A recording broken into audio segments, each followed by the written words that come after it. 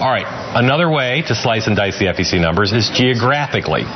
So on the Republican side, we looked very hard at the dollars raised by some of their leading candidates and found that Ted Cruz's money came from all across the country, geographically spread out for a total of $14.3 million. That's a lot more than a lot of people thought he would take in. Jeb Bush took in less, $11.4 million. A lot of his fundraising concentrated in Florida, where he's from, and here in the Northeast, including a lot of people on Wall Street.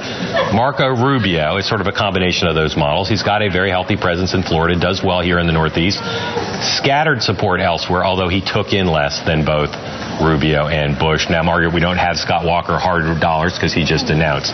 But what is the geographical story of those other three big candidates, Cruz, Rubio, and Bush? What does that geographical story say to you? To me, the Cruz numbers are fascinating. It tells you he really may have staying power in this quite a while into the primary season. It's a problem for Bush. It really is. It shouldn't probably come as a surprise to us that these are his two pockets, but it validates, what the concern has been about him all along. Bush is a relationship candidate. I go across the country, everyone I know, even Democrats who've met him personally over the years, like him, respect him. A lot of them will give him money.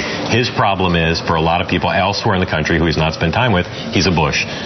Either it's too establishment or, for a lot of people, too boring. They're not excited by him. That hurts with the grassroots, and it hurts with the hard dollars in places outside of those two core places where he's strong.